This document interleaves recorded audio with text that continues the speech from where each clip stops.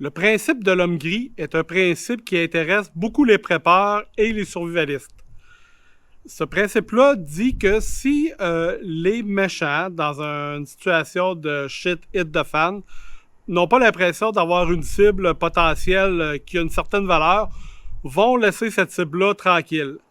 Donc, le principe de l'homme gris est de passer le plus possible inaperçu.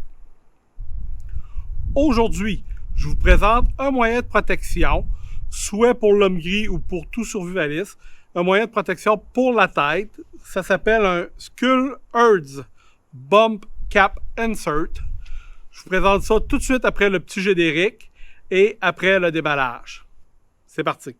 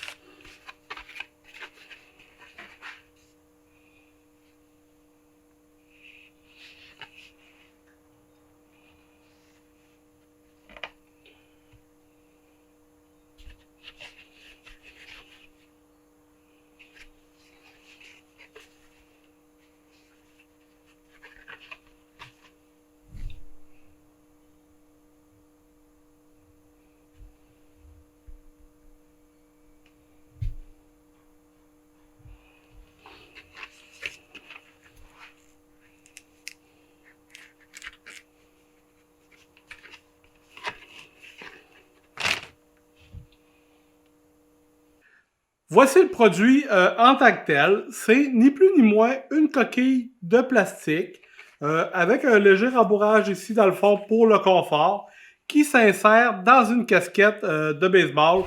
Peu importe le genre de casquette, là, j'imagine que ça doit être capable de fitter là.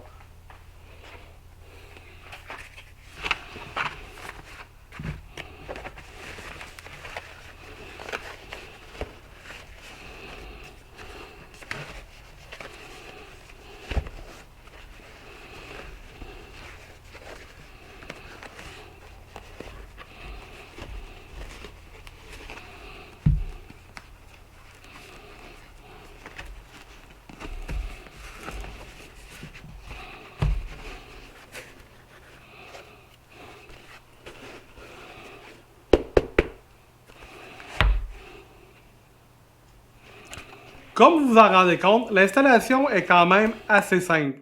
Si jamais le cap est trop grand, là, vous pouvez prendre des ciseaux et couper un petit peu les rebords. Je couperai pas le mien parce que ça fit très très bien. En tout cas, j'ai l'impression que ça me fit comme un gant. Là. De côté, ça paraît pas et ça paraît vraiment pas que j'ai une protection au niveau de la tête. Et ce qui est le fun, c'est que ça couvre vraiment tout le tour de la casquette. Sauf peut-être une petite partie ici là, qui n'a pas de protection. C'est pour plus les casquettes de baseball, ceux qui ont une attache là, pour que ça paraisse pas. Donc, point de vue confort, moi j'ai rien à dire là-dessus. Je porterais ça toute la journée sans aucun problème. Point de vue prix, c'est un truc qui vaut à peu près une dizaine de dollars sur Amazon. Pas tellement dispendieux. Je vous mets un lien ici en bas là, du vidéo pour vous le procurer directement. Donc, pas cher, confortable. Qu'est-ce qu'il nous reste à tester là-dessus? La solidité. Donc, est-ce que ça vaut la peine? Premier test, la barre à clous seulement.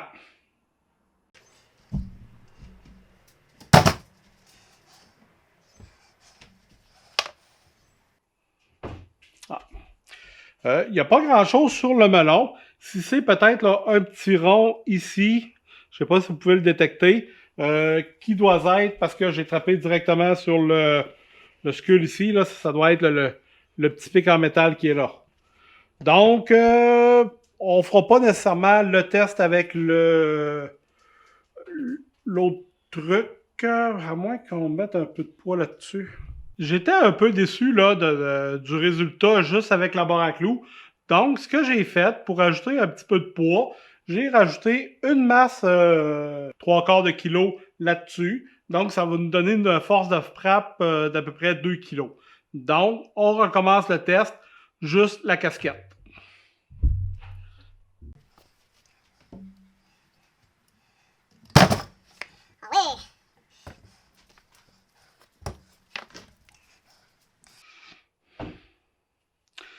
Donc, on peut voir, ben, on le verra pas beaucoup, là, mais moi, je le sens ici, là, que là, c'est plus dur, et ici, où ce que ça a frappé, là, c'est un petit peu plus mou. Ça n'a pas fendu, mais c'est un petit peu plus mou. Maintenant, on va l'essayer avec la protection.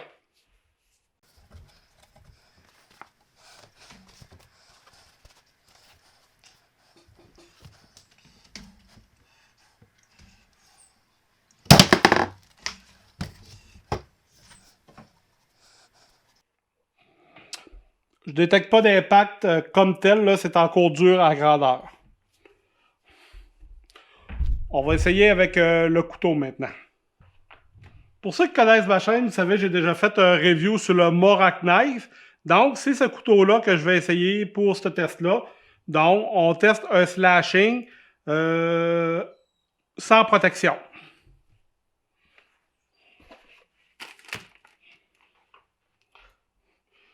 Comme vous voyez, le couteau là, est installé ici.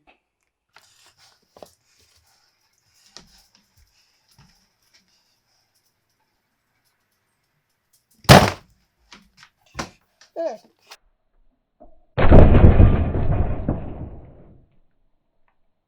pense que ça a comme pas pogné à la bonne place. Casquette. On voit que ça a donné un coup de couteau ici.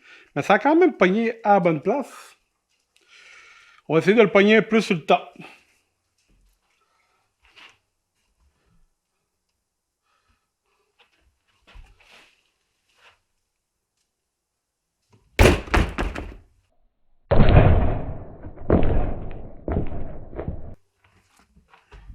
OK.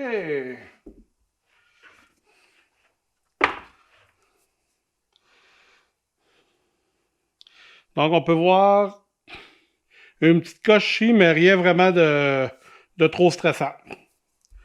On va essayer avec la protection.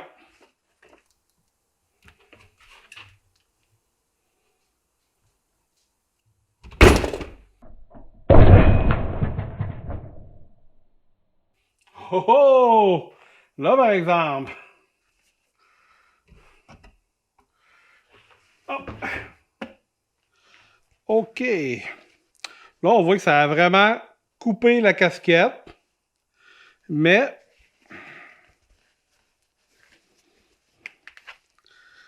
ça a entamé aussi le plastique. Mais ça n'a pas passé au travers. Là, ici, le plastique a été entamé. Mais ça n'a pas passé au travers. Ça, je suis pas mal sûr que cette force de coup-là, là, ça aurait pu percer la peau s'il n'y avait pas eu la protection. Et bien sûr, étant donné que ça n'a pas percé la protection, le melon n'a rien. Troisième partie du test, on va essayer avec la perforation.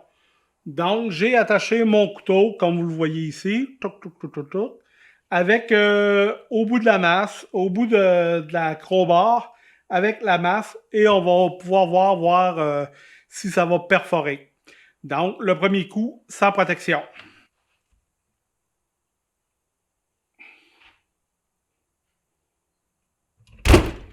Oh! Oh! J'ai brisé ma belle casquette.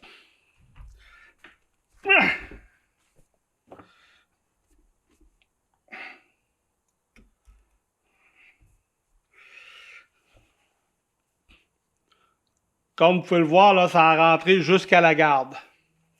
Cette fois-ci, on va essayer avec la protection.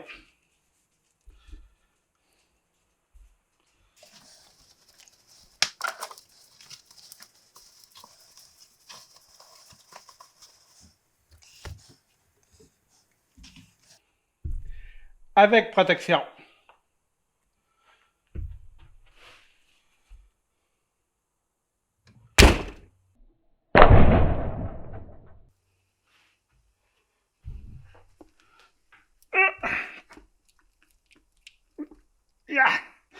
Et bataille. On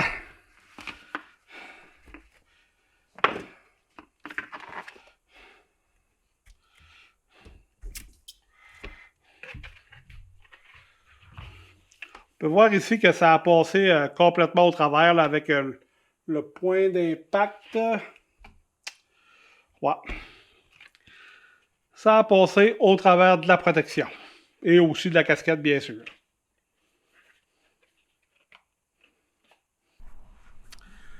Comme je ne suis pas vraiment satisfait du résultat que j'ai obtenu, j'ai décidé de lui laisser une autre petite chance.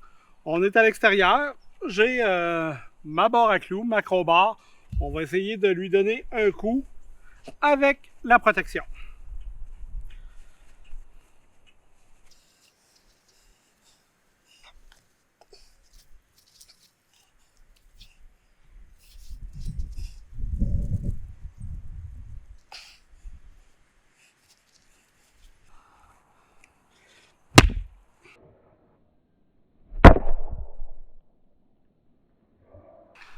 Oh!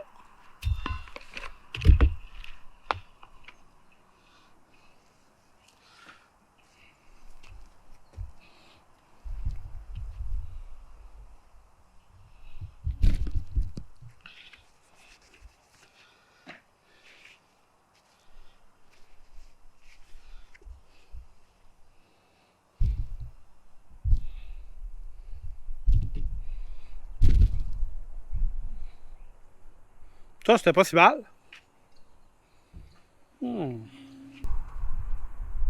Juste avant la conclusion, je vous invite à mettre un pouce si vous avez aimé la vidéo et à vous abonner à la chaîne, toujours important. Conclusion sur le Bum Cap. Est-ce que c'est un produit que je recommande? Suite aux différents tests que j'ai faits, je me sens un petit peu mal placé pour vous le recommander. Dans le sens que, oui, ça offre une protection supplémentaire à la casquette. C'est sûr, ça offre un peu plus de protection que juste le tissu. Mais c'est pas une protection qui va vous sauver d'un coup direct. C'est plus une protection qui va vous protéger d'un coup qui pourrait arriver malencontreusement à la tête, là. On a vu dans le test de perforation que ça perforait au complet. Dans le test de frappe, on a vu que malgré que ça diminue le dégât, c'est pas quelque chose qui va vous sauver la vie d'un coup direct à la tête. Le Bum Cap remplacera jamais un casque. Je veux pas vous partir avec ça dans l'idée non plus. Les tests ont prouvé que ça remplacera pas un casque. C'est un niveau de protection minimum que vous pouvez avoir sur vous tout le temps. Donc, à vous de voir si c'est une pièce d'équipement qui pourrait vous être utile.